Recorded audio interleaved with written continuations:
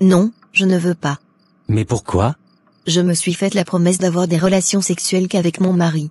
Et toi, tu n'es pas mon mari. Donc je ne peux pas briser cette promesse. Je suis désolé Mohamed. Je suis prêt à t'épouser Grace. Laisse-moi faire. Non, quand tu vas m'épouser, on pourra coucher ensemble et je pourrai te donner ma virginité. Grace, m'aimes-tu vraiment? Je t'aime Mohamed, mais je ne peux pas coucher avec toi pour le moment. Tu m'aimes, alors pourquoi tu refuses de coucher avec moi? C'est une promesse que je me suis faite, et je dois respecter cette promesse. Alors, comment je fais? Il faut patienter Mohamed. Jusqu'à quand? Jusqu'à ce que tu m'épouses, et que je devienne ta femme. Sans cela, je ne pourrai pas coucher avec toi. Grace, pourquoi me fais-tu souffrir jusqu'à ce point? Je ne te fais pas souffrir, c'est un principe de vie. À t'entendre parler, j'ai l'impression que tu es juste là pour le sexe. Non, pas du tout. Mais je suis un homme, tu dois me comprendre. Et d'ailleurs, dans le cas où j'accepte de coucher avec toi, et si je tombe enceinte, qu'est-ce qui garantit que tu vas rester à mes côtés? Mohamed, je ne veux pas décevoir mes parents. Mon père, Monsieur Koné, compte beaucoup sur moi. Attends. Comment ton père s'appelle? Monsieur Koné. Il fait quel travail? Pourquoi toutes ces questions? Je suis aussi Koné, et mon père s'appelle Monsieur Koné. Il est commissaire de police à Abidjan. C'est de toi qu'il parlait donc? Que j'ai un grand frère en France, il s'appelle Mohamed. Non, je refuse de croire. Donc, tu es ma petite sœur. Je suis vraiment désolé Grace. J'ai quitté le pays, cela fait plus de 20 ans. Je ne savais pas que mon père avait eu un autre enfant, puisque j'ai coupé toute conversation avec lui. Attends, je rêve ou quoi? Donc, je suis tombée amoureuse de mon propre frère, et j'étais prête à coucher avec lui. Heureusement, que nous ne l'avons pas fait. Je refuse de croire que tu es mon frère. Ça me brise le cœur, car je suis tombée amoureuse de toi. En même temps, je suis contente d'avoir retrouvé mon frère. J'appelle papa, pour l'annoncer la nouvelle. Non, je ne veux pas lui parler. Mais pourquoi Mohamed? Papa t'aime, il me l'a toujours dit. S'il te plaît, reviens à la maison. Fais-le pour moi. Moi qui croyais avoir trouvé le grand amour, je me retrouve en face de ma sœur. Dieu, qu'ai-je fait pour mériter tout ceci? Écoute Grace, je ne connais pas l'histoire, mais à cause de ta mère, ma mère est aujourd'hui malheureuse. Mon père a abandonné ma mère, pour aller épouser ta mère. Ta mère a construit son bonheur sur les larmes de ma mère. Je ne pardonnerai jamais cela, ni à mon père, ni à ta mère. Et je ne te veux pas non plus, comme petite sœur. Sors de chez moi, et je ne veux plus jamais te revoir. Écoute-moi Mohamed, je comprends ton mal. Je sais que papa a mal agi.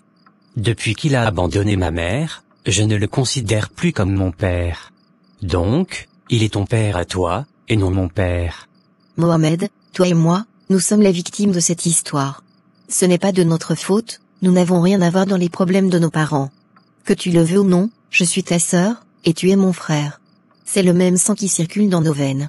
Si Dieu a permis qu'on se retrouve aujourd'hui, c'est parce que les liens de sang sont très forts et c'est très sacré. Cela fait 3 mois qu'on se connaît, mais nous n'avons pas couché ensemble, c'est parce que Dieu voulait nous épargner de cette abomination.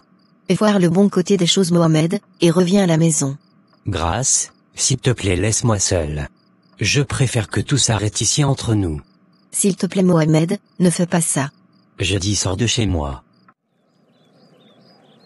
Comment tu vas mon fils? Je me porte bien maman, et chez vous ça va bien? On remercie Dieu, tout va bien. Et tes parents, ils se portent bien? Oui, ils vont tous bien par la grâce de Dieu. Comment ça va chez Grace? Grace se porte bien, elle est maintenant en France.